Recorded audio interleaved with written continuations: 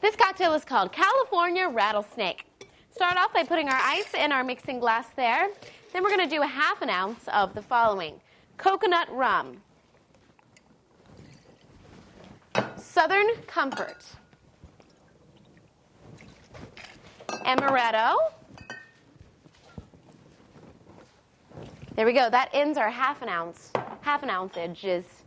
Now we're going to add a splash of sour mix. It's probably good. A splash of 7-Up or Sprite, like so, and mix.